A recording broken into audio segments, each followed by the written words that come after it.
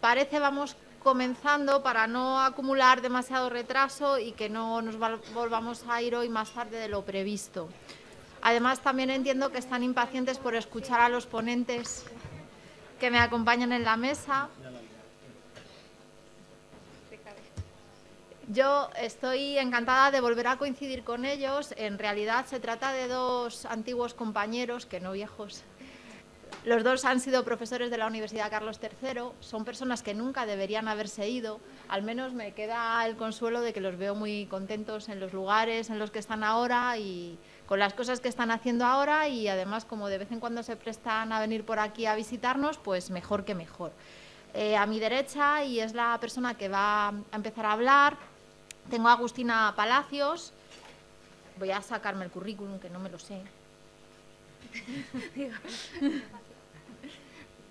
Bueno, Agustina es ahora mismo investigadora adjunta, ¿verdad?, de CONACYT.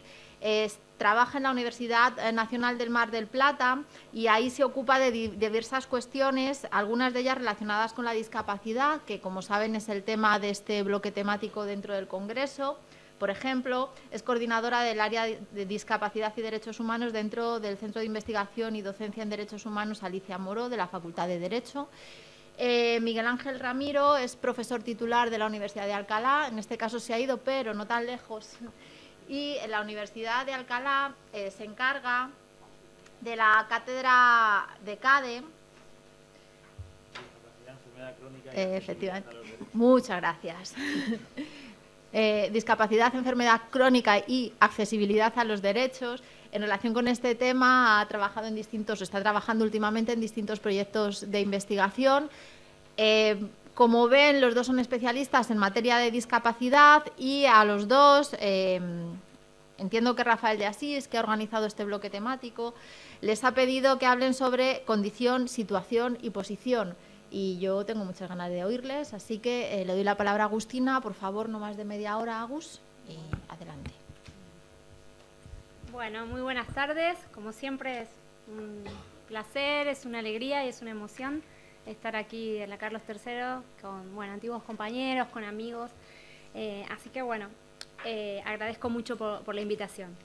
Se me ha pedido que aborde el tema de la condición, la situación y la posición en el marco de lo que son los derechos de las personas con discapacidad. Y para ello sí me parece que es necesario citar a dos sociólogas argentinas, Liliana Pantano es una y Patricia Brockna es otra, ya la última radicada en México, que fueron conformando un poco estas tres dimensiones, ¿sí?, de la discapacidad, de las cuales hoy voy a hacer unos comentarios que espero puedan ser breves. Hace tiempo que venimos diferenciando o intentando diferenciar o marcar, ¿no?, estas tres dimensiones que tienen que ver con la discapacidad como fenómeno, ¿no?, como un fenómeno complejo.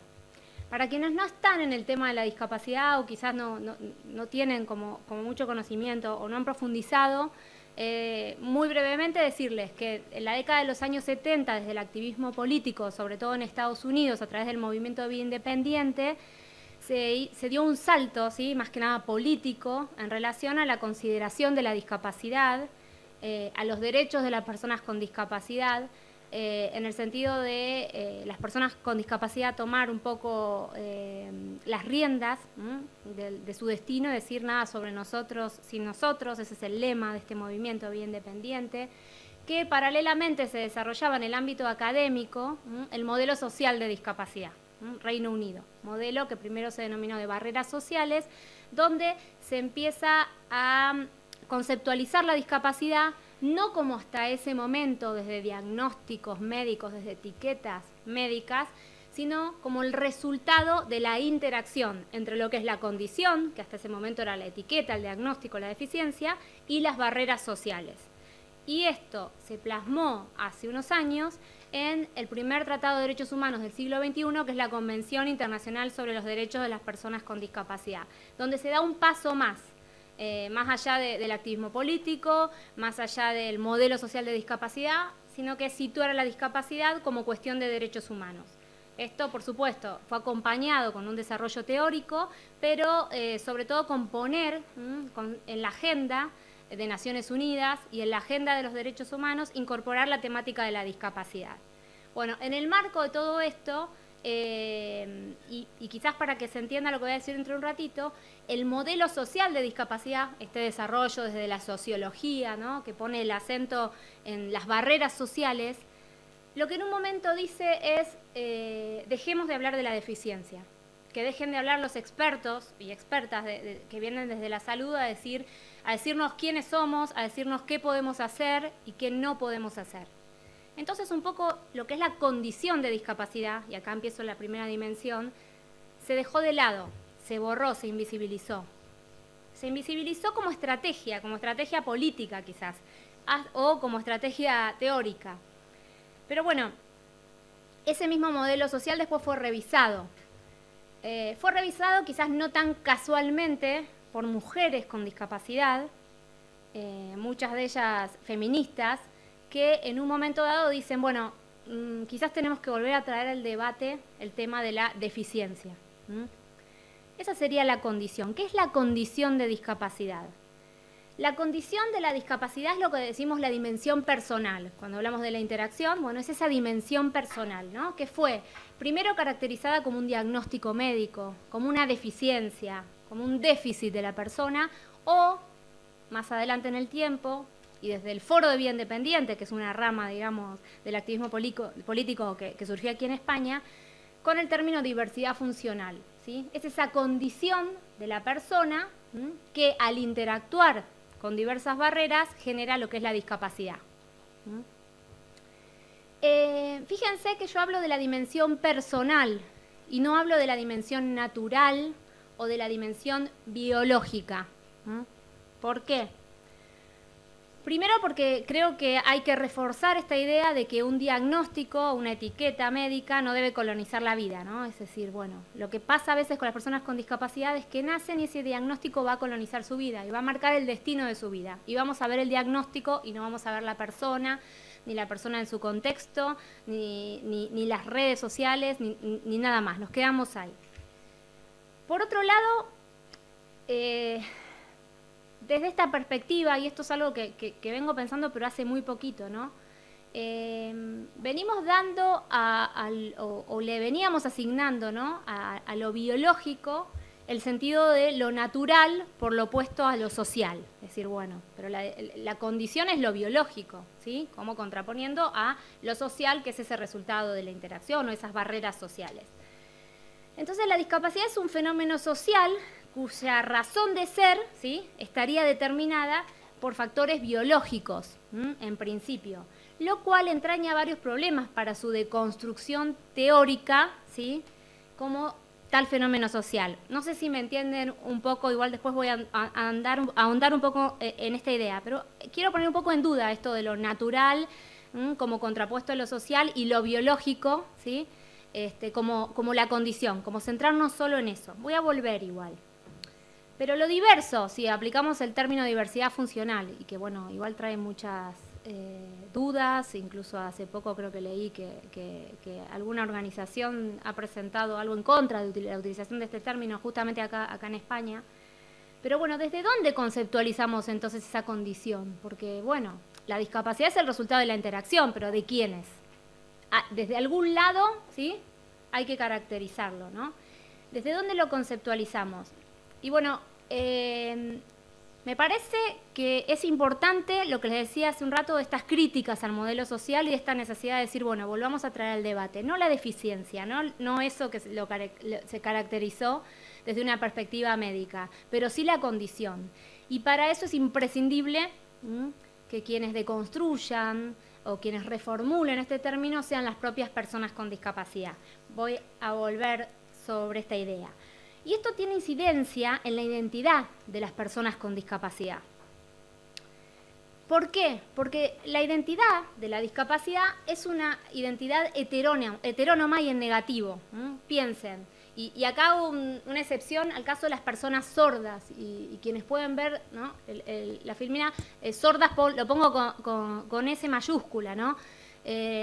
hay un desarrollo que nació también en Estados Unidos de una construcción de las personas sordas con mayúscula, a diferencia de las personas sordas con minúscula, y estas personas sordas con mayúscula se consideran una minoría cultural lingüística, ¿sí? Conforman esa identidad desde tener una lengua propia y una cultura propia, la cultura sorda. Entonces aquí quito, ¿no?, como excepción, pero el resto, las personas sordas con minúscula y todo el resto de personas con discapacidad, tienen una identidad que en realidad no está conformada por ellas mismas y que es heterónoma, pero además es en negativo, ¿no? Es la identidad de la insuficiencia, de la carencia, de la falta de autonomía. La persona con discapacidad, si nació con esa discapacidad o si la adquiere, se va, digamos, dando cuenta de su deficiencia, entre comillas, ¿sí?, y de esta identidad. No la construye, ¿sí?, como a diferencia de otros grupos, ¿no?, identitarios. Pero además, como generalmente esa identidad, lo que decía hace un ratito, se conforma a partir de una afección fisiológica o de una deficiencia, y hay una infinidad de afecciones particulares, solemos decir, y yo lo decía hasta ayer, que es un grupo muy heterónomo. Pero es que es muy difícil, porque cuando hablas de discapacidad es un grupo muy heterónomo, ¿no? Porque claro, no es lo mismo la discapacidad intelectual que la discapacidad física, no, es como muy complejo. Pero ¿desde dónde estamos diciendo que es un grupo muy heterónomo? Lo estamos diciendo desde el modelo médico, sin quererlo, desde las clasificaciones, porque estamos diciendo discapacidad intelectual, discapacidad física, discapacidad sensorial, desde esa perspectiva, o sea, estamos subsumidos en la identidad a partir de estas etiquetas médicas, cuando decimos que la discapacidad es un grupo muy heterónomo, ¿no? Entonces, desde esa concepción es muy difícil construir una identidad porque reproducimos, ¿sí?, los criterios y estas clasificaciones médicas. Por ello creo que es muy importante que las propias personas con discapacidad, el movimiento de personas con discapacidad, también la academia, redefinamos estos conceptos, dado que hasta hoy ha sido la sociedad la que ha definido el sentido identitario de la discapacidad. Una identidad que a su vez la discapacita a las personas con discapacidad. Muy breve, porque esto tiene que ser muy corto, así, titulares, ¿no? Esa era la condición y quizás algunos problemas que trae el pensar en la condición de discapacidad. Pasemos a la segunda dimensión, la situación de discapacidad. La situación de discapacidad es esa dimensión interrelacional, situacional y dinámica que se da cuando entran en juego las barreras sociales. La famosa interacción, ¿no? La convención habla de la interacción, la discapacidad es el resultado de la interacción. La convención dice entre las deficiencias, ¿no?, y las barreras sociales. Esta situación de discapacidad ha sido puesta de manifiesto, digamos, desde el activismo político y desde el modelo social de discapacidad. Ojo, la situación, el modelo social. La persona en silla de ruedas viene caminando muy tranquila y digamos que la discapacidad empieza, ¿sí?, o aparece cuando no hay una rampa para cruzar la calle o cuando no puede ingresar a un sitio porque no es accesible. Esto es lo que ha venido marcando el modelo social, lo que ha venido marcando también el activismo político, y es donde creo que hemos puesto el mayor énfasis, también desde la perspectiva de los derechos humanos y desde la convención, me parece. Por eso digo que hoy en día sería la dimensión más desarrollada actualmente, ¿no?, desde la complejidad del término discapacidad. Pero creo que en este desarrollo nos hemos saltado un paso porque hemos seguido un planteo insuficiente sobre este punto del modelo social, que quizás como estrategia, les repito, dijo, bueno, no hablemos más de la deficiencia, ¿sí? Vamos a hablar de las barreras, o sea, cómo prevenimos discapacidad, desde la perspectiva médica con ciertas cuestiones médicas, o desde políticas públicas como, bueno, prevenimos discapacidad previniendo accidentes de tráfico, pero el modelo social dijo, bueno, todo eso está bien, pero vamos a poner el énfasis en otra cosa, vamos a prevenir situaciones de discapacidad haciendo edificios accesibles, buscando la accesibilidad del entorno, buscando la accesibilidad comunicacional, ha puesto el énfasis en esa dimensión. Entonces, la posición de discapacidad, y acá perdonen pero quedó un 2 y sería el 3, sería la dimensión ya estructural, resultado de nuestras representaciones, de nuestros valores, de nuestra cultura, de nuestros esquemas cognitivos, de nuestros prejuicios y estereotipos, ¿no? Es decir, ¿qué nos imaginamos cuando pensamos en una persona con discapacidad? ¿Desde dónde la imaginamos? ¿Con qué nos quedamos cuando vemos y aparece una persona con discapacidad? Una persona en silla de ruedas, una persona con un bastón, ¿sí? Les aclaro, quedó un 2, es un 3, la posición de discapacidad. Esa sería la posición, ¿sí? La posición social, sería ese valor que le asignamos a esta condición / situación, que sería la discapacidad. Y la representación social de la discapacidad no es la de diversidad, sino que es la de deficiencia, sigue siendo la de deficiencia, sigue siendo la de minusvalía. Aunque avancemos en el discurso de los derechos, aunque hayamos avanzado con instrumentos internacionales, con normas legales, la representación de la discapacidad hoy en día sigue siendo la de deficiencia, la de minusvalía. Bueno, la discapacidad la asimilamos o la hemos asimilado, pero todavía hoy sociedades la asimilan al pecado, al déficit, a lo anormal, a la incapacidad. Eso es lo que se nos representa, ese es el imaginario colectivo, que es la construcción un poco de esta posición de discapacidad. Miguel, creo que es Ángel Ferreira, que lo tienen, es español, lo recomiendo su lectura, habla como medida política del término altervalía, ¿no? Como para contraponer a esto de la minusvalía que todavía sigue siendo. Y no se ha desarrollado eso, no pensamos en una diversidad, no pensamos en una altervalía, pensamos y seguimos pensando en una minusvalía. Esta posición también es interesante y es importante entender que la construimos o la legitimamos cada vez que desconocemos la condición de persona, de las personas con discapacidad, la condición de sujeto moral, la posibilidad de decidir sobre sus propias vidas, la posibilidad de participar. Cada vez que, en definitiva, le asignamos a las personas con discapacidad un estatus social deficitario. Y ustedes me dirán, ¿aún hoy se puede decir que se les niega a las personas con discapacidad su condición de seres humanos? ¿No es muy exagerado? Me lo dijeron hace poco, ¿no? Es muy exagerado decir eso. Bueno, quizás es exagerado y lo que yo les traigo también es un caso como, bueno, digamos, es muy burdo, no es esto, quizás todo el imaginario colectivo, pero si en el 2010 un organismo judicial de Argentina, que es una cámara de apelaciones, es decir, una segunda instancia, ¿sí?, frente a un caso donde se intentaba demostrar que un señor había violado a una mujer de discapacidad de 29 años, una mujer de 29 años que tenía discapacidad intelectual. Entonces, lo que intentaron estos jueces fue decir, no, esto es violación, frente a la defensa que decía, no, hubo consentimiento. Digamos que en realidad, si uno analiza la causa, era violación, era abuso, y está bien, digamos, el resultado de que era una violación, pero para justificar esto, fíjense lo que dijeron 3 jueces de esta Cámara de Apelaciones. No les voy a leer toda la sentencia, ¿no? Pero bueno, 2010, Cámara Primera en lo criminal. Textual les leo. Como el ser humano es humano en cuanto habla, piensa, vive en sociedad, no en cuanto mera entidad biológica, el consentimiento que interesa es el que resulta de esa capacidad. Si no la tiene o está gravemente mermada, entonces reacciona, consciente o rechaza, poco más o menos que como un animal. Esto es, para el derecho, como un objeto, una cosa, no como un humano, una persona. Otra frase. Damos por sentado que un débil mental, aún profundo, un idiota, por ejemplo, un demente o un psicótico o delirante grave, no por ello está excluido de la especie humana. Es claro que si admitiéramos que es capaz de un amor humano, no de un simple afecto animal, estaríamos juzgando que es capaz de consentir. Seguimos, algunas otras frases. En relación con relaciones sexuales entre o con personas con discapacidad, dijo, se autorizaría una copulación más animal que humana y habría que asegurarse de que haya algo del orden del amor, lo cual, por parte del discapacitado moderado o grave, es, como decía antes, imposible, haciendo la cuestión muy espinosa. ¿Qué débil mental puede hablar de sintaxis, sociedad, derecho, Dios? Es frecuente que el idiota se masturbe. No habría delito si alguien le facilita a la idiota o a la imbécil un artefacto de los comúnmente llamados consoladores que también utilizan algunas mujeres que no tienen acceso a un varón o que lo rechazan. Y algunos varones, quizá perversos, no sé si necesariamente. ¿Y quién puede decir que no reduce la tensión sexual? Pregúntele a ellas o a ellos. Bueno, además es homofóbico, es machista, ¿no? O sea, es como que tiene varios condimentos, ¿no? Pero bueno, yo les traje, creo que les traje estas, ¿no? No, les traje un poquito más, fíjense. Esto es el final, ya la frutilla del postre, como decimos en Argentina.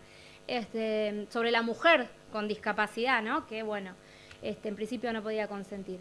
Y dice, no podía ir mucho más lejos que un cachorro, que cuando llega el dueño se baja apresuradamente del sillón donde dormía plácidamente, y cuando se va, vuelve a subirse. Puede aprender, como el cachorro, algunas consignas simples y sentir preocupación o temor al castigo si no las cumple.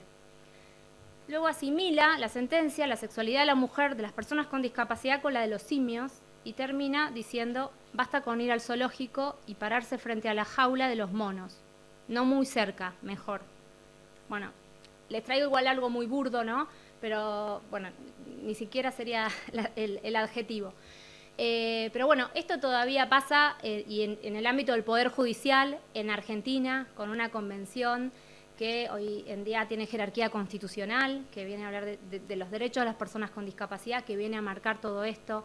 Entonces, me parece, y acá se refleja, que no está de más que revisemos estos conceptos y no está de más que pongamos el énfasis no solo ya en la situación, que es desde donde venimos trabajando, sino en deconstruir esta condición y sobre todo en ahondar en lo que es esta posición de discapacidad. Porque estas tres dimensiones afectan a tres esferas de la vida de las personas con discapacidad que tienen que ver con su identidad, como decíamos, con sus interacciones y con su posición en la estructura social.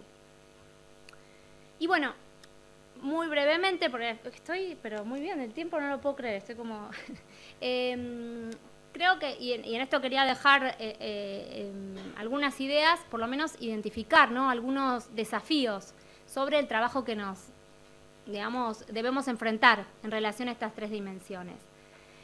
Creo que entonces, y recapitulando también haciendo un cierre, ¿no?, en relación a la condición, esta dimensión personal de la discapacidad, creo que hay que hacer caso, ¿no?, a las críticas del modelo social y hay que volver a traer al debate la diversidad funcional.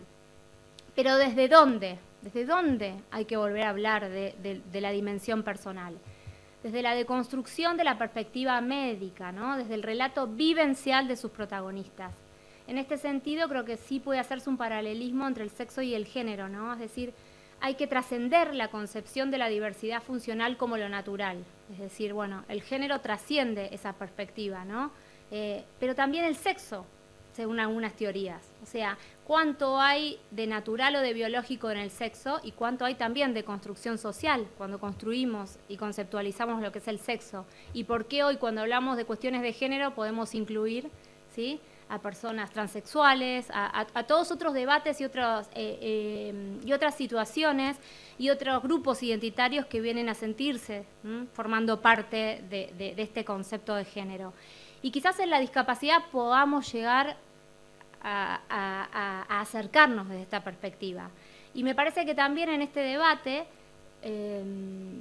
o en este camino hay que poner en duda cuánto de natural, es decir, cuánto lo que damos por sentado que es lo natural y es lo biológico, bueno, pero esto es lo biológico, bueno, pero cuánto hay y cuánto hay de construcción social.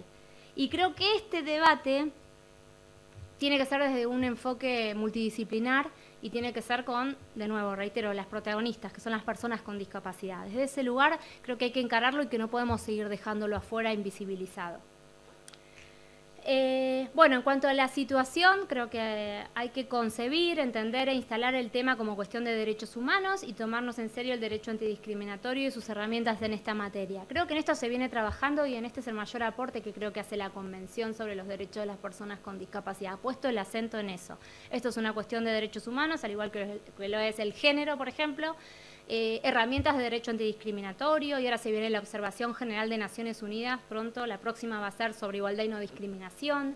Tomarnos en serio también estas cuestiones, ¿no? O sea, parece que el derecho antidiscriminatorio fuera como un derecho que quizás no tiene la misma jerarquía que otros, o las situaciones de discriminación, no sé. En Argentina quizás hay, por ejemplo, hay una ley antidiscriminatoria penal, pero que tampoco quizás tiene mucho sentido. Hay que replantearse cuáles son las herramientas. La Convención las trae y creo que es donde venimos trabajando más. Pero bueno, esto hay que reforzarlo. Y sobre la posición, creo que acá es donde tenemos que trabajar sobre dos líneas paralelas. La primera, el empoderamiento de las personas con discapacidad, ¿no? la Convención también trae un artículo específico, el artículo 8, que habla de la toma de conciencia, y creo que en esto también como sociedad y como política pública hay que poner mucho énfasis. El empoderamiento para que también puedan hablar de su condición personal, ¿no? Y la segunda, sobre la deconstrucción de este concepto que decía de la discapacidad desde una mirada multidisciplinar y desde las voces de sus protagonistas, como decía. Y bueno, en este sentido, quizás uno de los mayores desafíos en esta instancia radique en la construcción de una identidad de las personas con discapacidad desde el propio movimiento que trascienda esta condición como biológica, como natural y como deficitaria. Creo que hay que volver sobre esto, esto lo dijeron hace unas décadas ya, las críticas del modelo social, y que bueno, que quizás estamos preparados. Yo siento que es un momento para empezar a dar un salto hacia aquí, por lo menos en lo que es el habla hispana. Quizás en el derecho anglosajón hay mayor desarrollo de esto, pero bueno, quería traer esto nada más para compartir. Les dejo un correo electrónico mío para quienes no me conocen y quieran seguir con el intercambio, que es el personal, que es aguspalacios@hotmail.com. Muchas gracias. Muchas gracias. Bueno, tiene la palabra Miguel Ángel Ramiro. ¿Lo ves, seguro? Sí. Sí. ¿Ahí? ¿Empiezas ahí? No. No, porque eso no es yo. Entonces... no estaba abierto, perdona. ¿Cómo ponía UH? Miguel Ángel Ramiro, ¿no? Vamos, ahora sí, la copita. Ahí vamos. ¿Lo pasás de ahí? Sí, lo paso. Media hora, porfa. Vale.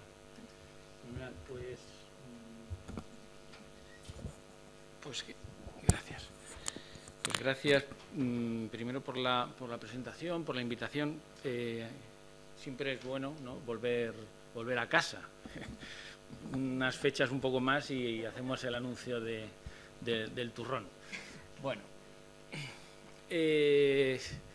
la verdad es que la intervención de Agustina me ha llenado mucho el camino, porque pues prácticamente no voy a tener que hablar de qué es condición, situación, posición, ¿vale? Y eso me va a permitir centrarme en un caso particular que les voy a plantear, que es el caso de las personas con VIH, como un grupo específico y un colectivo un poco más general, que es el de las personas con una enfermedad crónica. Esto ya lo hemos visto, ¿no? La idea de la condición, verán que pongo discapacidad / enfermedad crónica. La condición pues ya se ha visto, ¿no? La dimensión personal, el impedimento, el déficit, el diagnóstico. La situación, de nuevo, discapacidad / enfermedad crónica, sería esa dimensión social, esa interrelación o esa interacción de la condición con terceras personas y con instituciones. Y por último, la posición, que también lo ha explicado Agustina, de nuevo, discapacidad / enfermedad crónica, sería una dimensión más estructural, ¿vale? Más estructural sobre cómo nos representamos a la discapacidad. ¿Me está dando el sol? ¿Quieres venir acá? Sí, perdón. Es que me está dando justo en el ojo. Ya. Sí, igual me pongo aquí porque no me verá el sol. Bueno. Te ha dicho mal. Pues les decía, esa posición, esa representación, o qué pensamos de la discapacidad, de la enfermedad crónica, de los enfermos crónicos y, como veremos, del VIH, ¿no? de las personas con VIH. ¿Cómo nos representamos a una persona con VIH que tiene un diagnóstico de VIH positivo? Bueno, vamos a jugar, o voy a intentar jugar con un concepto amplio y un concepto restringido de persona con discapacidad, porque si nos atenemos al concepto que viene en la Convención, pues tenemos un concepto bastante amplio desde el modelo social, porque es toda persona que tenga una determinada deficiencia, una condición, ¿no? Y que interrelaciona con una serie de barreras. Y en ese concepto pues caben muchos grupos, ¿no?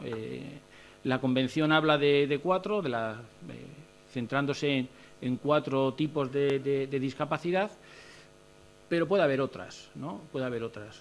Hay una, por ejemplo, que reclaman en algunos foros las personas con enfermedad crónica, que es la discapacidad orgánica. ¿Vale? Es decir, por ejemplo, las personas que tienen fallos orgánicos y entonces pues pierden un órgano sólido. Entonces, bueno, ¿nosotros somos discapacitados o no somos discapacitados? Luego hay otra, desde el punto de vista del concepto restringido, pues si nos vamos a la legislación española, pues tenemos que la Ley General de Derechos de Personas con Discapacidad restringe el concepto de discapacidad. En el artículo 4, si no recuerdo mal, el primero es una copia prácticamente literal de lo que establece la Convención, pero en el artículo 2 se establece el requisito del 33%, por lo tanto ya nos restringe. Y esto nos lleva a la siguiente cuestión. En esta restricción que se hace del concepto de discapacidad, ¿incluimos a las personas con enfermedad crónica dentro del grupo de las personas con discapacidad o creamos una categoría diferenciada? Hemos tenido, por ejemplo, pronunciamientos de la jurisprudencia del Tribunal de Justicia de la Unión Europea en 2 casos, el caso Danmark y el caso DAUID, que amplían el concepto amplían, es decir, integran en el concepto de persona con discapacidad a las personas con una enfermedad crónica, porque dicen que se da, como la Unión Europea es signataria de la Convención, pues aplica una directiva sobre no discriminación a las personas con discapacidad en el ámbito laboral. Entonces lo que hace es ampliar ya no están solos las personas con discapacidad física, sensorial, mental o intelectual, sino que también estarían las personas con discapacidad. Los casos de los que hablaban no tenían ninguna de esas discapacidades, no tenían ninguna de esas deficiencias, ¿no? O de esas condiciones, sino que eran simplemente trabajadores que tenían problemas de salud, ¿vale? Nosotros en la clínica, por una cosa que luego os contaré, a veces utilizamos esto como estrategia para consultas que nos llegan de personas con una enfermedad crónica, con VIH, que no tienen el 33%, pues como estrategia jurídica utilizamos esta herramienta. Pero ¿qué ocurre? Que por un lado, desde el punto de vista utilitarista sí que nos viene bien, pero desde un punto de vista más teórico, pues no deja ver la situación de discriminación que tienen las propias personas con una enfermedad crónica y en concreto el caso del VIH. Entonces, preguntas que nos podemos hacer, ¿no? ¿Son las personas con una enfermedad crónica un grupo diferenciado, oprimido, que, tiene unas características diferentes respecto a las personas con discapacidad?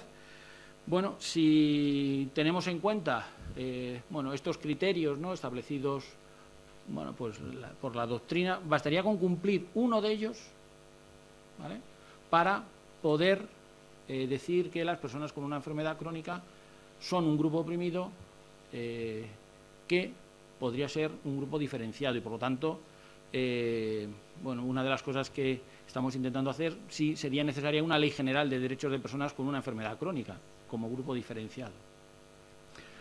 Están explotados, están marginados, carecen de poder, existe un imperialismo cultural evidente, ¿no?, porque hoy estar enfermo no se lleva, ¿no?, es decir, todo es estar sano sano. Y se genera una cierta violencia, ¿no?, más hacia determinados colectivos, ¿no?, que hacia otros, una violencia social, en algunos casos muy evidente, que genera incluso hasta la posibilidad de aplicar delitos de odio, como es el caso particular de las personas con VIH. Bueno, ¿esto cómo lo hacemos normalmente o en qué nos basamos? Como señalaba Mari Carmen, nosotros hacemos en la Universidad de Alcalá una investigación basada en problemas de la comunidad. Nosotros los problemas nos llegan a través de la clínica legal y muchos de esos problemas lo que hacemos es intentar teorizarlos. ¿vale? Entonces, cuando se repiten muchas consultas, ¿no? O vemos que se repiten muchas consultas sobre un mismo tema, posiblemente haya un problema teórico-jurídico. Entonces, bueno, pues lo hacemos. Estas dos fotografías no deberían estar aquí. Nosotros trabajamos con CSIDA, con Alzheimer, con Parkinson, con Crohn. No, eran dos fotos de dos cosas que tampoco tienen sentido porque me rompen el discurso. ¿Vale? De estas cuatro, ¿cuál pensáis que encajaría mejor dentro de la definición que tenemos asumida como persona con discapacidad? Los enfermos de VIH, las personas con VIH, mejor dicho, las personas con una enfermedad renal crónica, las personas con enfermedad de Crohn o colitis ulcerosa o el Parkinson. ¿No?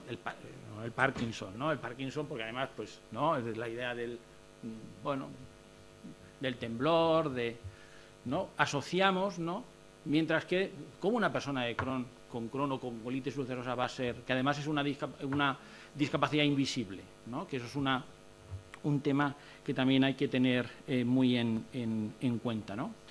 Bueno, nosotros recibimos este tipo de, o estas asociaciones nos mandan consultas. En los últimos años pues hemos superado casi más de 200 consultas en 2015, en 2016. Hoy las he contado por la mañana y ya llevamos 198, ¿vale? Entonces,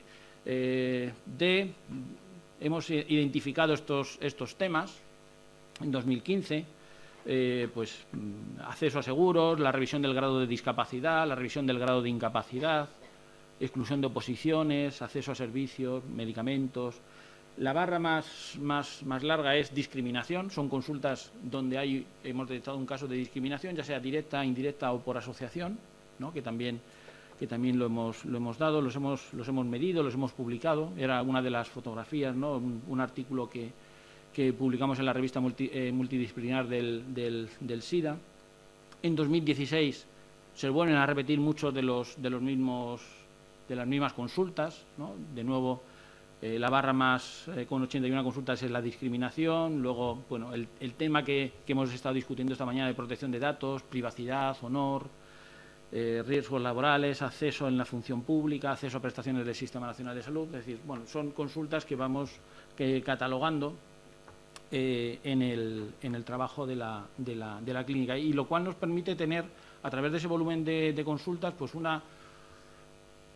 un panorama pues bastante, yo creo, bastante real, ¿no? de ciertas preocupaciones que tienen, curiosamente, muchas veces lo comparten personas con discapacidad y personas de enfermedad crónica, de enfermedades crónicas muy distintas, ¿no? Luego pondré un ejemplo, ¿no? Es decir, muchas de las situaciones en las que se enfrentan con barreras son barreras compartidas por colectivos que muchas veces no sabían que compartían el mismo problema. Pero nosotros vamos a hablar del VIH, ¿no? Esta tarde vamos a hablar de VIH. Bueno, ¿cuáles han sido las respuestas? Agustina lo señalaba, voy a ir más rápido ahora. Hemos encontrado a lo largo de la historia del VIH, pero también de la discapacidad, dos respuestas. Me voy a abrir una tercera, que sería el modelo de presidencia, pero de ese vamos a obviarlo porque es una barbaridad, ¿vale? Entonces, pues barbaridades las mínimas. Entonces nos vamos a centrar en el modelo médico rehabilitador. Y ahí hemos tenido una respuesta al VIH, ¿no? Desde la ciencia y la medicina. ¿Qué ocurre? Que es un problema médico. Hay una respuesta. ¿Por qué? Porque no existe cura, ¿no? El virus integra su material genético en la célula a las 72 horas de entrar en el organismo y ya no se saca, ¿vale? Bueno, esto me ahorro explicarlo, ¿no? Pero una vez que entra aquí, ¿vale? Es decir, es el ADN del virus, entra en la célula y entonces a las 72 horas ya no se puede sacar. Pero ¿qué ocurre? Que sí hay un tratamiento farmacológico que ha hecho que sea una condición de salud que se haya cronificado. El tratamiento funciona. La curva ascendente de personas en tratamiento antirretroviral coincide con el descenso de personas que mueren por SIDA, no por VIH, sino por SIDA. Esto ha hecho que a nivel mundial se hayan salvado la vida a un 40% de las personas. Es decir, esos son como alrededor de 12 millones de personas que hoy están vivas gracias a los tratamientos antirretrovirales. Conocemos las vías de transmisión, por lo tanto podemos prevenirlo. No solamente las clásicas, sino que además tenemos un tratamiento pre-exposición, la famosa PrEP, ¿no?, que ahora está tan de moda, una prevención post-exposición, pero es que además tenemos una evidencia científica muy importante, que es que el tratamiento regular sirve también como prevención. Tenemos una evidencia científica muy fuerte, 2 estudios científicos, el Partner y el HPTN 052, que lo que nos dicen es que una persona indetectable, con carga viral indetectable, eso significa que tiene entre 40 y 50, de 50 copias de carga viral por mililitro de sangre hacia abajo, no transmite, a pesar de tener relaciones sexuales sin preservativo, ¿no? Es decir, aquí están los datos son contundentes, una evidencia científica, en fin, publicada en el JAMA, en el New England Journal of Medicine. Bueno, pues es muy sencillo, ¿no? Si eres indetectable, no transmites. Hasta el punto de que los CDC, ¿no?, que es el agente sanitario más importante de los Estados Unidos y posiblemente uno de los más influyentes del mundo, pues llega a respaldar esta evidencia científica. Esto es importante para que lo tengamos en cuenta, porque yo creo que sí hay que... bueno, esto luego lo podemos debatir. La respuesta médica es importante, ¿no? Es decir, ese aspecto médico es importante tenerlo en cuenta. Pero proveer solo tratamiento farmacológico, y aquí es donde integramos el otro modelo, es un éxito relativo. Es un éxito relativo si lo único que hacemos es dar tratamiento y discriminamos a las personas con VIH o limitamos sus derechos. Entonces, ¿cómo tenemos que hacer? ¿Cuál sería la respuesta más integral al VIH? Por un lado, la ciencia y la medicina, para prevenir y tratar, y por otro lado, la cuestión de la ética y el derecho para evitar las injusticias sociales. Porque otra respuesta al VIH, donde aquí sí hay un fracaso absoluto, ¿vale?, no solamente en España, sino en muchos países, es la respuesta que hemos dado desde el punto de vista social. Son muchas personas a nivel mundial, son 35 millones de personas a nivel mundial, y en España son alrededor de 150.000, de las cuales el 20 o el 25% desconoce el diagnóstico, lo cual es muy importante luego para ver cómo reaccionamos normativamente frente a una persona con VIH. La transmisión sigue estando criminalizada. En unos sitios, en unos países es un delito simplemente de riesgo, en otros es de resultado, ¿vale? En Estados Unidos es de riesgo, y por lo tanto, simplemente por no advertir a tu pareja sexual de que tienes VIH te pueden caer 8 años de cárcel. Y en España es de resultado, solamente cuando se produce la transmisión, ¿vale? Y ahí habrá que ver si hay imprudencia, dolo eventual, etcétera. Es una enfermedad, es una condición médica que tiene mucho estigma social, ¿vale? Posiblemente conozcan a personas que tienen diabetes, a personas que tienen la hipertensión, o sea, que son hipertensas, a personas que... pero nadie dice abiertamente que tiene VIH. Y por ahí la privacidad es una cuestión muy importante, ¿vale? Por el estigma social. Y ahí está la posición, ¿no? Es decir, uno de los elementos que van a determinar la posición del VIH, cómo nos representamos a la persona con VIH, muchas veces como un peligro, ¿no?, para la salud pública, cuando no lo es. Hay una discriminación, directa, indirecta o por asociación, porque muchos de esos prejuicios del estigma social generan discriminación, y además es altamente discapacitante desde el modelo social, ¿vale? Y aquí vamos a jugar con los 3 elementos: condición, situación o posición, ¿vale?, que ya hemos visto. Desde la condición, bueno, con las personas con VIH es muy evidente, ¿no? La condición se produce por la particularidad que tiene un sujeto frente a lo que es considerado normal. Es decir, ¿qué es mi particularidad? Porque he sido diagnosticado con VIH, tengo una infección por VIH. Susan Sontag, que tiene este libro tan bonito que se lo recomiendo, La enfermedad como metáfora y el SIDA y sus metáforas, bueno, pues tiene 2 cuestiones, ¿no? Primero, ¿no?, hoy en día estar enfermo es una anomalía, ¿vale? Nosotros estamos acostumbrados muchas veces al enfermo agudo, es decir, vamos al hospital, nos curan y nos vamos. Pero los sistemas sanitarios se tienen que adaptar a un nuevo tipo de enfermo, que es el enfermo crónico, es decir, una persona que va a tener una condición, un diagnóstico para siempre, la enfermedad. Aunque luego veremos que hay casos en los que esto cambia, ¿no? Pero la enfermedad en general ha llegado a tu vida y se va a quedar, ¿vale? Y Susan Sontag lo que también se sostiene dice, ojo con las metáforas que utilizamos, con el lenguaje que utilizamos para referirnos a las enfermedades. ¿Por qué? Porque las metáforas bélicas generan muchos problemas para defender los derechos de las personas, porque lo vemos como una situación de enemigo, de peligro. Hay una invasión, hay que combatirlo, hay que ganar, ¿no? Es decir, toda una serie de metáforas que utilizamos en el lenguaje para referirnos a la enfermedad que contribuye negativamente a los derechos de las personas. Claro, las personas con VIH son personas con discapacidad según la Convención, según lo que estamos viendo hasta ahora. Mi respuesta sería sí. Sí lo son, es decir, porque además esa condición que tienen, esa deficiencia que tienen puede ser supuesta o real, real o supuesta. Podemos atribuirle, es lo que ocurre muchas veces con las personas con discapacidad. ¿Por qué tienen tasas de empleabilidad tan bajas? Porque se considera que van a tener más absentismo laboral, por ejemplo, ¿no? Y hay encuestas realizadas sobre esto. Claro, según yo, sí que según la teoría que defendemos en la cátedra, ¿no? Lo que yo defiendo. Mi postura, es decir, ¿para qué? ¿No? Es decir, pues creo que sí. ¿Cuál es la respuesta de España? Que no. Curiosamente, las personas con VIH, cuanto mejor están tratadas desde el punto de vista médico, peor protección social tienen, ¿vale?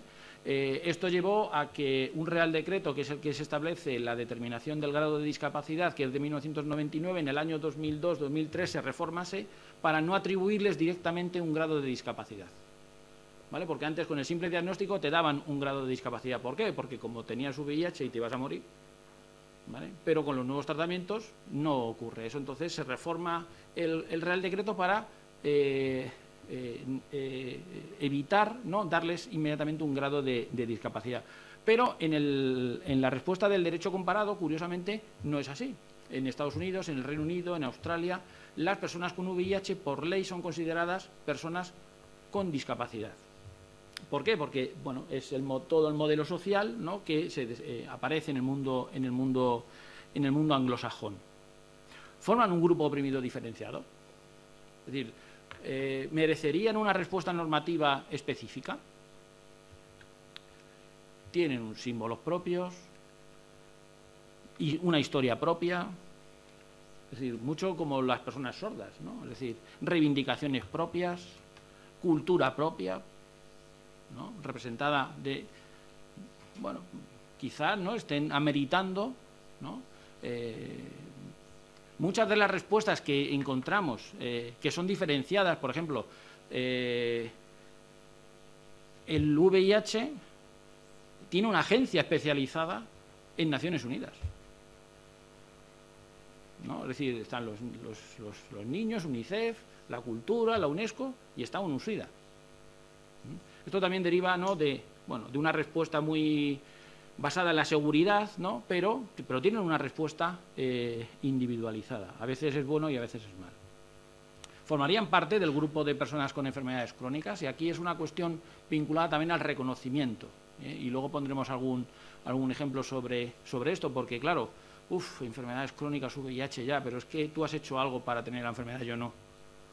Lo mío a lo mejor es genético, ¿no? Tú no, ¿no? Incluso dentro del propio colectivo de personas con VIH no es lo mismo tener VIH por ser hemofílico, ¿vale?, que por ser usuario de drogas vía parenteral. Hay jerarquías, ¿no? Hay nobleza todavía, ¿no? Hay clases sociales. Necesitamos una ley general de derechos de personas con una enfermedad crónica o una respuesta normativa específica para las personas con VIH. ¿Por qué si lo tienen las personas con discapacidad? Pero claro, con el modelo, si hubiéramos respetado la convención, entonces no habría ningún problema, pero es que la ley dice que tenemos que tener que tenemos que tener el 33%, si no, no somos personas con discapacidad. Y ojo que este problema no solamente lo tienen las personas con VIH, también lo tienen las personas con Parkinson, que en el grado 1 no te dan el 33%, las personas con enfermedad renal crónica, las personas con, con colitis ulcerosa, con Crohn.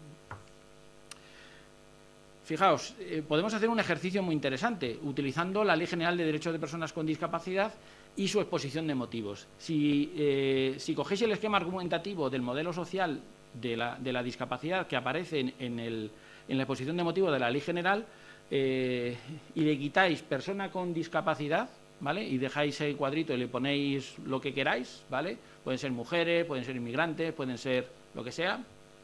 Podéis hacer el ejercicio con personas con enfermedad crónica o con VIH, funciona a la perfección porque todos anhelan una vida plena, necesitan una realización personal.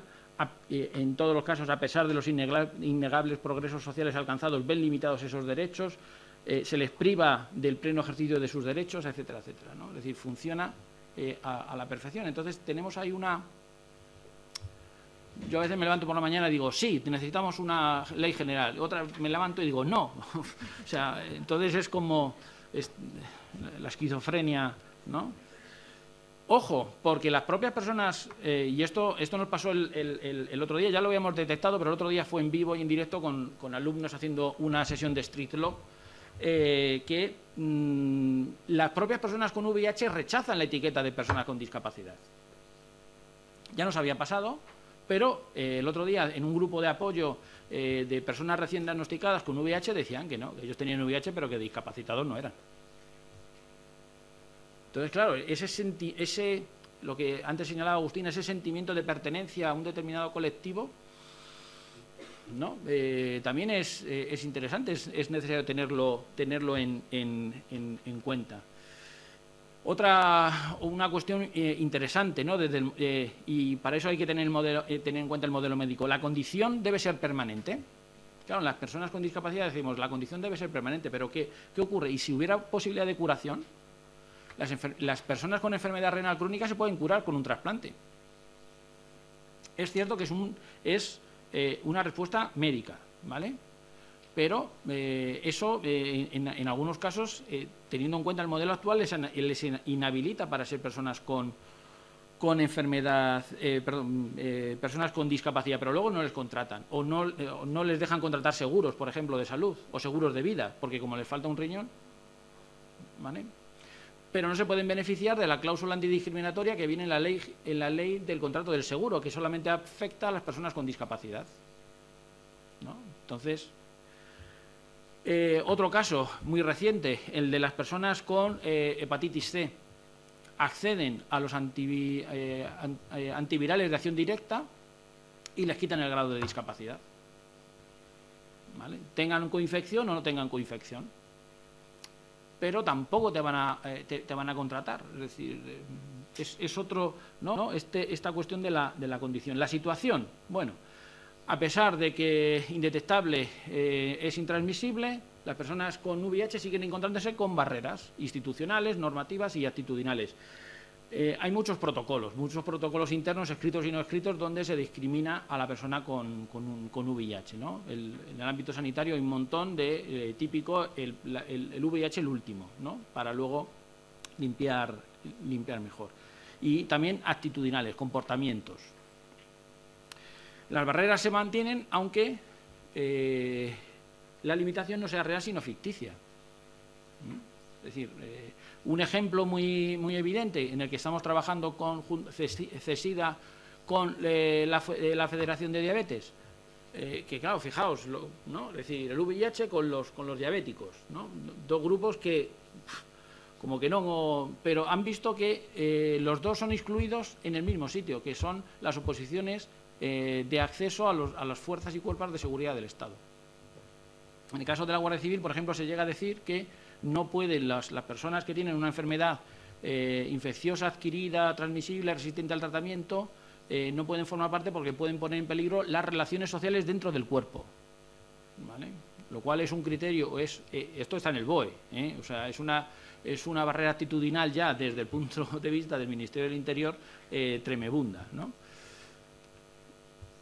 Incluso hay barreras actitudinales dentro de la discapacidad, porque no pensemos tampoco que como os decía antes, que el mundo de la discapacidad es todo jiji jaja, ¿no? Y todos somos discapacitados y todos nos queremos. No, fijaos, esta llegó hace menos de una semana, ¿vale? Un caso de una trabajadora social que dice, estoy haciendo una intervención con una persona que tiene un 84% de discapacidad física y además tiene VIH. Pues bien, cuando va a los centros especiales de empleo no la contratan porque entrega la segunda hoja del certificado de discapacidad, que es donde vienen las causas de obtener el 84%, y claro, ven que es VIH. En un centro especial de empleo. Por eso os decía que dentro de la discapacidad, o sea, dentro de esa situación de las barreras, no solamente nos vamos a encontrar con barreras fuera del mundo de los no discapacitados, sino que dentro del propio mundo de las personas con discapacidad y dentro del propio mundo de las personas con enfermedad crónica, ojo, que no es oro todo lo que reluce. Bueno, bastaría para acabar con estas barreras de la situación, ¿bastaría con un proceso de generalización o necesitamos también la especificación? ¿Nos basta con la ley general o necesitamos algo mucho más específico destinado a determinados colectivos? Bueno, depende de lo que queramos conseguir. Igualdad como equiparación, como diferenciación, igualdad de oportunidades, igualdad de resultados. Bueno, pues habrá que discutirlo. En cuanto a la posición, bueno, a pesar de los avances científicos, la sociedad sigue representando a las personas con VIH como un peligro para la salud pública. ¿Vale?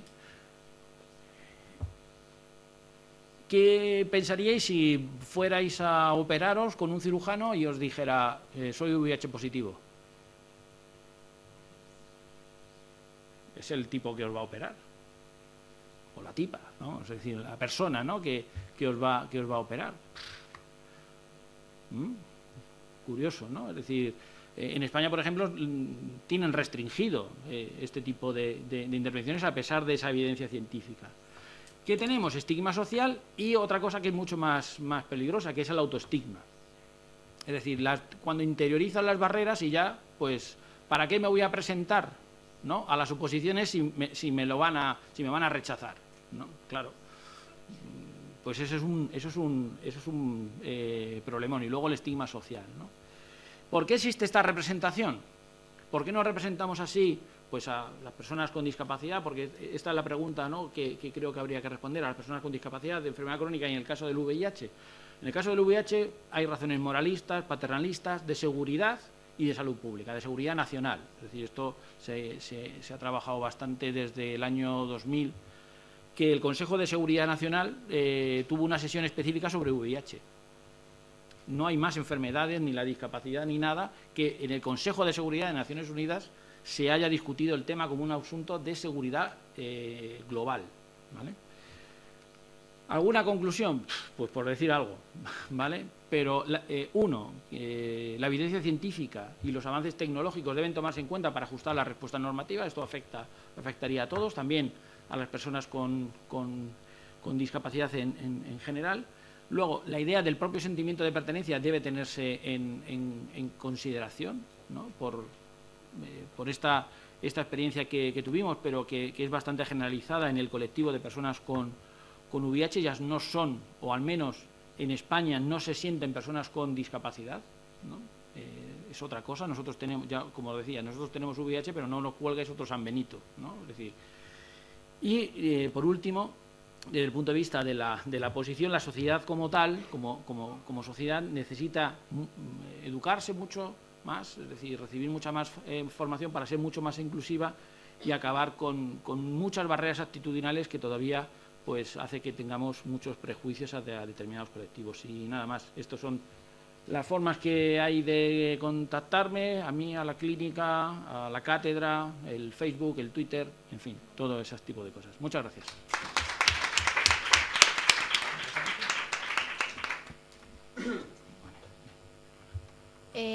Bueno, muchas gracias a ambos, muchas gracias por ser tan rigurosos en el uso del tiempo. No te has pasado nada, Miguel Ángel, te lo he indicado vale. cuando te faltaban 5 minutos de tu tiempo, no era prórroga. Y lo primero era tu papel, que te lo habías dejado en la mesa. Bueno, si les parece, ahora pasamos al debate. Hay una palabra por aquí, 2 palabras. Vale, yo 3. Y luego hacemos otra ronda. Laura. Gracias, Agustina. Y, bueno, ¿cómo era tu nombre? Miguel. Gracias, Miguel. Primero una curiosidad, Agustina, si nos podés compartir el nombre de esa sentencia. Te la paso, por ahora no me la acuerdo. Ah, no te la acordás. Bueno. Y la segunda es cómo cuando ustedes la trabajaron, cómo solo fue objeto de análisis de ese discurso, o también pensaron, bueno, cuáles podrían ser las medidas para desterrar esas interpretaciones un tanto. Yo diría que ahí hay como una intención de dañar, ya no es que no me di cuenta, sino que hay una intención de discriminación, ¿no?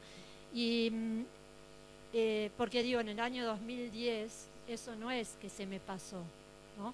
Porque y pienso, digo, no habría que pensar un poquito en...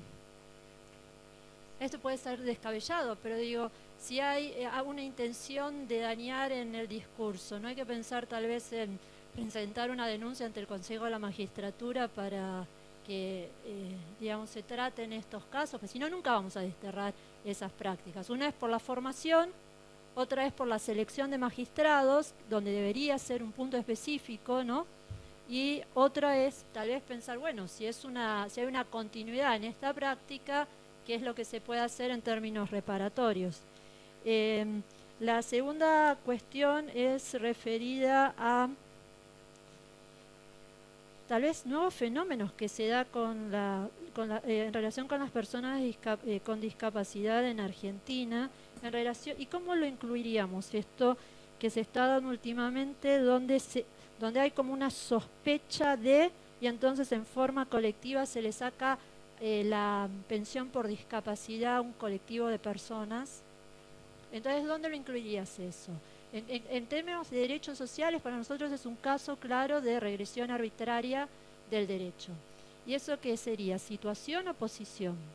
¿No? ¿Dónde lo...? Y para Miguel, ¿no? ¿No deberíamos pensar si hay partes del colectivo de personas que tienen HIV que no lo viven o no construyen su identidad como desde la discapacidad, sino tal vez como, bueno, tengo esto y aprendí a dar respuesta a lo que me está pasando? Tal vez no te ayuda mejor verlo desde la posición, es decir, desde las respuestas, o no me acuerdo bien si era situación o posición, de las respuestas, de los valores que la sociedad le asigna a esa enfermedad. Digo, ¿por qué cargarle a las personas? Bueno, vos te tenés que sentir como Digo, si no se siente, no se siente, ¿no? Vale, por ahí había otra palabra, ¿verdad? Pasamos por aquí, así el micro. Bueno, yo quería dar la enhorabuena a los dos ponentes, porque la verdad es que me da mucha pena no haber venido ayer a las jornadas, porque estoy disfrutando un montón y seguro que ayer fue también muy interesante. Quería comentar con el profesor Ramiro. Me ha resultado sorprendente ese intento de separación de la enfermedad crónica de la discapacidad. Bueno, yo soy penalista y en el Código Penal los delitos antidiscriminatorios lo diferencia directamente. Habla de discapacidad y enfermedad. Y de hecho, cuando se incorporan los delitos antidiscriminatorios se hablaba del VIH y se pensó que era mejor un concepto más amplio. Entonces yo no sé hasta qué punto es buena idea, quizás no lo he pensado demasiado, pero no sé hasta qué punto es buena idea la diferenciación tan específica del VIH cuando, por ejemplo, también hay colectivos también muy estigmatizados, como puede ser la gente que ha contraído hepatitis C, que también se suele vincular con con determinadas prácticas quizá un poco marginales. Entonces, bueno, si puede comentarme un poco eso. Y luego, a la profesora Palacios, en relación con la sentencia que ha señalado, es verdad que el lenguaje utilizado es totalmente reprobable, pero yo viendo la legislación española estamos en las mismas, porque las personas con discapacidad, bueno, la ley dice víctimas especialmente vulnerables por razón de discapacidad, por lo tanto se asimila a personas con discapacidad intelectual, su consentimiento no tiene ninguna validez. Entonces siempre se va a considerar que hay un abuso sexual. El juez aquí quizá no utilice ese lenguaje, pero va a entender que se ha cometido un delito en el momento en el que esa persona ha querido, quizá de forma voluntaria, tener una relación sexual consentida, aunque la legislación no le da valor a ese consentimiento. Nada más. Vale, pues abusando de mi posición en la mesa, yo os lanzo una pregunta que en realidad es para los dos porque tiene que ver con algunos aspectos que son comunes a lo que habéis tratado. La primera de ellas es solo por aclararme en vuestro concepto, en vuestra opinión, ¿no? ¿Qué es la discapacidad? ¿Dónde está la discapacidad? ¿En la condición o en la situación? Y la segunda es, bueno, yo me planteo y no sé, me gustaría saber vuestra opinión al respecto, si es posible construir una identidad de las personas con discapacidad o de las personas con VIH. Por ejemplo, yo sí me lo he planteado en relación con las mujeres y no sé si es posible, porque, y además es que no sé si sirve para algo, porque lo que entiendo que permite hablar de las mujeres como un grupo, y para mí esto es lo útil, es que comparten formas de discriminación y con esto basta, ¿no? Para identificar a las mujeres como grupo así, no necesito que todas las mujeres compartan una identidad para poder hablar de ellas como grupo y para poder implementar o para hacer propuestas de implementación de estrategias antidiscriminatorias. Resumiendo, vamos, ¿para qué sirve la identidad? ¿Qué aporta la identidad? Salvo que efectivamente sea una reivindicación del propio colectivo. Pues yo me puedo sentir de Getafe y compartir esa identidad con los otros vecinos y vecinas de Getafe, pero esto es otra cosa. Entonces, salvo que sea una reivindicación del propio colectivo, ¿de dónde viene vuestro interés en considerar discapacidad VIH como una cuestión de identidad? ¿Y por qué os parece que esto sería importante en relación con la inclusión y la participación en sociedad en condiciones de igualdad, que creo que en definitiva es de lo que se trata? ¿Les parece? Dejamos que nos responda y tenemos, espero, tener tiempo para otra ronda. Sí. Bueno, a ver, Laura, los datos de la sentencia, como son iniciales, nunca me las acuerdo, pero luego te las paso, eso no hay problema. Esos jueces fueron denunciados ante el INADI, que es el Instituto Nacional contra la Xenofobia y el Racismo, ¿no? Y toda forma de discriminación en Argentina, que es un instituto nacional. Y no solo fueron, igual, no sé qué pasó, pero porque no les debe haber pasado nada. Pero también fue el informe Sombra. Cuando se hizo el informe Sombra por parte de las organizaciones, ¿no?, para Naciones Unidas, se llevó el caso e incluso el comité luego lo menciona. O sea, tuvo repercusiones. De todos modos, en cuanto a la voluntariedad de los jueces, ¿no?, de querer hacer un daño, yo no sé si están así, porque hace muy poquito en Mar del Plata, en nuestra ciudad, un profesor muy prestigioso que era juez dictó una sentencia parecida en otro ámbito. Era, bueno, o sea, parecida en el ámbito, era un niño que había sido violado.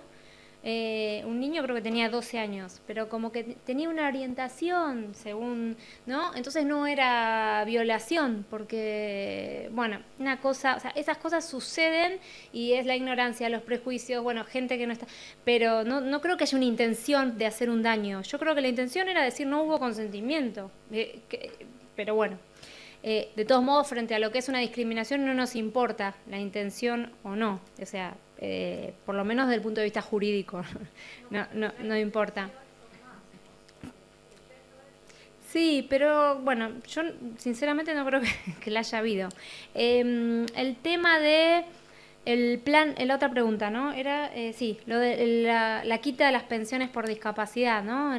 Bueno, sí, desde el punto de vista de los derechos sociales es una clara regresión y vulneración. Creo que igual hay que enmarcarlo en una política frente a la discapacidad, donde se está hablando de que hay un plan nacional de discapacidad que supuestamente se presentó hace unos días en nuestro país y donde no se convocó nunca a las personas con discapacidad, por ejemplo, y donde el plan en realidad, bueno, lo que he podido acceder, porque se presentó un plan que no se sabe donde está también, o sea, es en el marco de una política del gobierno que creo que es coherente con lo que con bueno, los objetivos, ¿no? En materia de discapacidad, no quiero hacer otras valoraciones, pero desde lo que, o sea, asumir, quitar pensiones por discapacidad, elaborar un plan, quitar la CONADIS, la CONADIS, la Comisión Nacional de Discapacidad, o sea, desapareció. Bueno, creo que es en el marco de eso, que lamentablemente no sé si buscar otras explicaciones. Por supuesto, pero bueno, por eso también se accionó y se pudo ir revirtiendo caso por caso, ¿no? Pero bueno, es a nivel político también me parece, ¿no? Bueno, desde esa perspectiva me parece que se puede valorar. Segundo, en lo que atañe a lo del consentimiento y bueno, esto igual de todos modos en un rato se va a estar hablando de capacidad jurídica. Y bueno, está todo muy relacionado. Lo que pasa que la convención que plantea un cambio de paradigma en materia de capacidad jurídica y la equiparación, ¿no?, de las personas con discapacidad en este ámbito, ¿no?, en cuanto a una igualdad, la incorporación de un sistema de apoyos y de herramientas, bueno, va a tener repercusiones más allá del derecho civil. Y en esto también repercute en el derecho penal, que igual van unos pasitos por atrás. Como que se ha primero trabajado sobre el derecho civil y ahora Patricia igual de todos modos ahora cuando va a abordar, quizás no quito tiempo de eso, pero sí, es lo que venía sucediendo en Argentina, es decir, no se concibe que haya un consentimiento, pero no solo en materia de relaciones sexuales, también esto trae un giro en cuanto al consentimiento informado, por ejemplo, en todo lo que atañe a los derechos personalísimos. Entonces, las esterilizaciones forzosas, ¿qué es eso? Que la mujer con discapacidad es esterilizada sin participar de un proceso judicial, pero donde la mujer no participaba. Nosotros en Argentina a partir de agosto del 2015 se reformó el código. Bueno, esto no puede suceder más, pero venía sucediendo y lo legitimaba un proceso donde un curador, un representante, decidía que la mujer iba a ser esterilizada o que a esa mujer se le iba a realizar un aborto sin ella emitir palabra y a veces ni siquiera saber qué era la práctica que se le iba a realizar. Bueno, y así, digamos, que esto tiene repercusiones en varios ámbitos. Y el ámbito del consentimiento a todo nivel es algo que se está trabajando, ¿no? Y Mari Carmen, ya no sé dónde, lo anoté, acá. ¿Qué es la? Mari Carmen. Bueno, creo que eran dos preguntas, ¿no?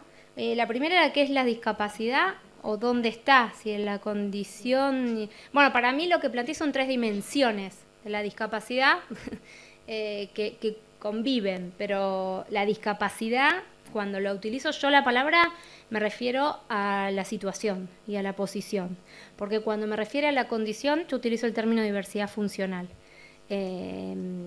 Esa es la mirada, es decir, si no existieran las barreras, desde mi punto de vista, sería una persona con diversidad funcional. Y ahí no incluyo nada más que algo descriptivo. Descriptivo, si hablamos de una persona con deficiencia ya es valorativo. Si hablamos con una persona con diversidad funcional me parece que es descriptivo y no tiene una connotación negativa. Cuando interactúa, ahí para mí aparece la discapacidad como situación y bueno, y sumándole esta perspectiva de posición. Pero no sé si estoy respondiendo. Sí. Bien, y si es posible construir una identidad. Es que me parece que si sirve para algo, ¿no? Decías. Es que me parece que el tema es que ya está, hay una identidad heterónoma, pero la hay. Es decir, pensamos en las personas con discapacidad y asignamos toda una construcción que tiene que ver con una identidad. Por eso lo que me parece que sí serviría trabajar para modificar esa identidad, para que surja del propio movimiento, para que se pueda, de nuevo, que sea una identidad, no sé, a ver qué voy a decir, no sé si recién se me acaba de cruzar y quizás nos vamos por otro lado. Yo siempre me preguntaba, por ejemplo, la marcha del orgullo gay, ¿no? Bueno, y yo pensaba en unos momentos, ¿no? ¿Para qué? ¿Cómo para qué sirve? Después me di cuenta mucho de para qué sirve y por qué era necesario y por qué ¿no?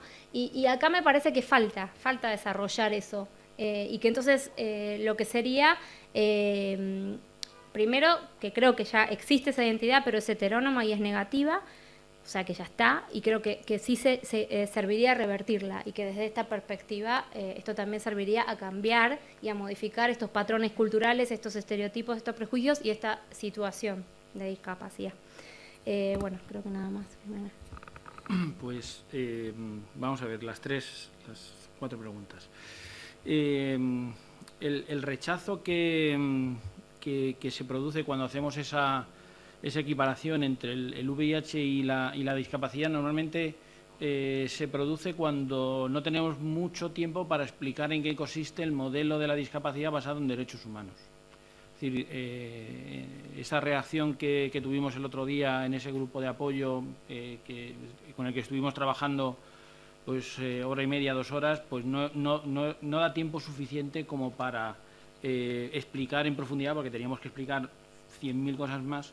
Entonces no da tiempo. Pero cuando hemos hecho estos cursos que bueno, son de formación, que duran 2 días, día y medio, y estamos constantemente bueno, pues, trabajando desde el punto de vista de los derechos humanos, no solamente con las personas con VIH, sino también con otras enfermedades crónicas, la cosa cambia.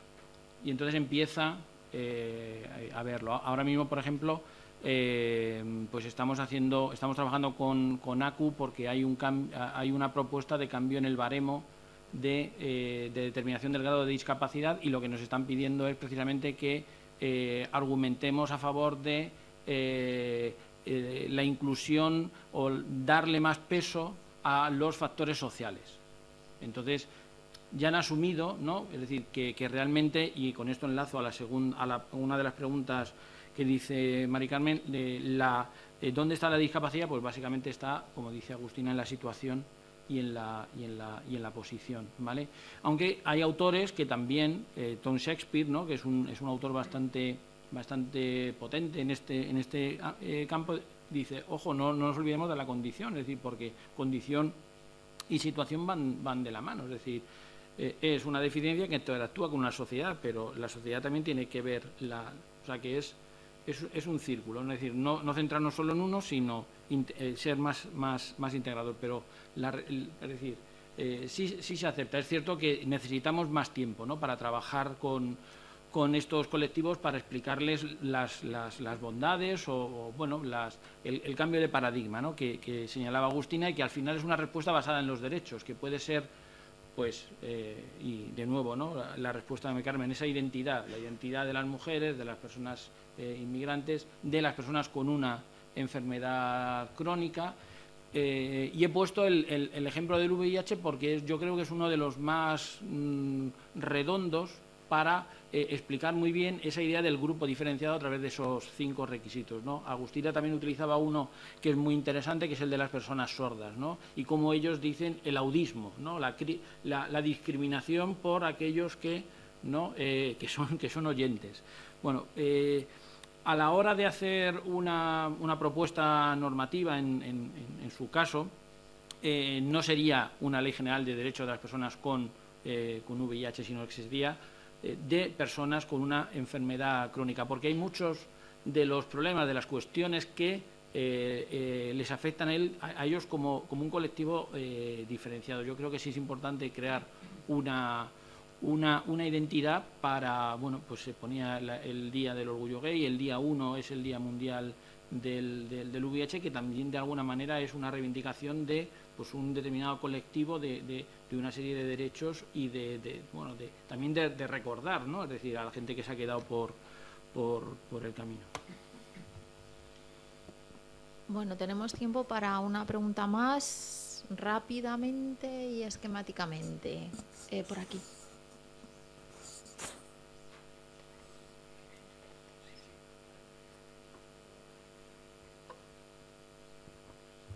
Van a ser 2, pero trato de ser sintético, ¿vale? Gracias.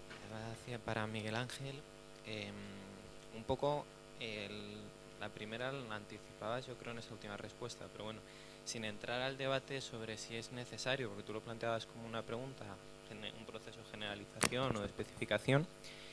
Claro, yo me preguntaba una de las medidas que se deben adoptar y si hay una apuesta legislativa va por ahí. Son políticas de acción afirmativa, ¿no? Y claro, si eso se relaciona con la otra pregunta que lanzabas de debe ser o no permanente, sí que plantea algunas dudas. Por ejemplo, en acceso al empleo público en España tienen carácter permanente, y si la condición no tiene carácter permanente, pues planteo una duda. No sé si es algo que os habéis planteado. Y luego, por otro lado, mencionabas el tema de que el VIH se haya tratado como un asunto de seguridad. Y claro, en principio yo comparto que no es una buena noticia que se lleve al Consejo de Seguridad, porque supone que se está percibiendo como amenaza. Pero claro, yo por otro lado pensaba, bueno, pero es que si el concepto de seguridad que hubiera detrás es un concepto moderno de seguridad humana, en el que se considera que si una sociedad no es inclusiva y una sociedad no respeta los derechos de todas las personas, no es segura, pues oye, tampoco está tan mal. Entonces, también quería saber qué opinaría de eso. Vale. Vamos a ver, sobre los casos estos que comentabas, claro, a nosotros a la clínica nos han llegado esas consultas. Yo he accedido a un empleo público por la cuota, ¿no?, de persona con discapacidad, ¿vale? Es decir, por el porcentaje que hay que reservar, tal, pero es que me han trasplantado. Y entonces, ¿qué pasa ahora? ¿Por qué? Porque normalmente cuando se explica esto en los temas de seguridad social, siempre es la discapacidad por agravamiento. Es decir, la idea es, siempre vas a ir a peor, chaval. O sea, esto no pinta nada bien. Pero es que no es así. Es que no es así. Es decir, es que puedes mejorar, ¿no? Puedes mejorar y estás obligado a decirle a tu empleador que has mejorado. Y a tu empleador y a la seguridad social, porque si estás cobrando una pensión porque tienes un determinado grado de discapacidad, pues es cobro de lo indebido, porque ya no tienes ese grado de discapacidad. Entonces, ¿qué ocurre? Que tenemos una respuesta médica que no está acompañada de una respuesta desde el punto de vista de la protección social. Hay unos casos que nos están llegando ahora, ¿vale?, que son los de la coinfección. Coinfección, hepatitis VIH y hepatitis C. Les dan a las 12 semanas de darle los antivirales de acción directa, desaparece el virus de la hepatitis C y entonces ya no tienen el grado de discapacidad, porque estos de la coinfección automáticamente les dan el 33%. Y hemos tenido casos del 36 al 0. ¿Vale? No eran casos de momento muy dramáticos porque no tenían pensiones no contributivas, pero es un tema que desde el punto de vista asociativo pues estamos empezando a trabajar ahí, ¿no? Es decir, ¿qué pasa con esas personas? Es decir, perderían el puesto de trabajo. Claro, es decir, a un empresario a lo mejor que está recibiendo pues ayudas, ¿vale? El tema de VIH y seguridad. Me temo que el concepto de seguridad que se manejaba no era, ojalá hubiera sido el que tú planteabas, ¿no? El que tú planteas, no era ese. O sea, era un asunto de seguridad nacional. Es decir, cuando se plantea esto en el Consejo de Seguridad Nacional, en el año 2000, a iniciativa de los Estados Unidos, basándose en informes de la CIA, de la Agencia de Seguridad Nacional, etcétera, etcétera, la cuestión que planteaban era: el VIH está afectando a las élites y a los ejércitos de determinados países que son muy conflictivos. Y esto puede hacer que sea un polvorín, ¿vale? De ahí que el presidente Bush, hijo, ¿vale?, aprobase el plan de ayuda, el plan presidencial de ayuda de emergencia para combatir el VIH. ¿Vale? Entonces, es decir, la literatura que te encuentras, las dos respuestas. Por un lado te dicen, es que fue muy positivo que el VIH fuera un asunto de seguridad nacional. ¿Por qué? Porque movilizó muchos fondos, ¿no? Movilizó muchos fondos, muchos recursos. ¿Por qué? Porque tenemos que tener un control de esta situación. Esto puede ser complicado, ¿no? Porque puede hacer que merme. Pero claro, pero también tenía una visión negativa. Es que de aquellos polvos tenemos estos lodos. Es decir, test obligatorios a la hora de entrar a las fuerzas de seguridad y a los cuerpos uniformados. Incluso hubo un momento en que había una política contradictoria dentro de Naciones Unidas, porque los cascos azules, es decir, ningún casco azul podía tener VIH. no se podían enviar tropas de cascos azules que tuvieran VIH, lo cual obligaba a hacer test obligatorios, lo cual iba en contra de las recomendaciones de ONU-SIDA. Pues eso, pone una vela a Dios y otra, ¿no? y otra al diablo. Lamentablemente el profesor Ramiro se tiene que ir, lo siento mucho. Cosas del guión, eso es. Cosas de la Como tienen conciliación. las direcciones telefónicas, pueden seguir discutiendo con ellos. Muchas gracias por su atención. Paramos hasta y cuarto, por favor sean puntuales, y volvemos con la mesa, retos para la protección de los derechos de las personas con discapacidad.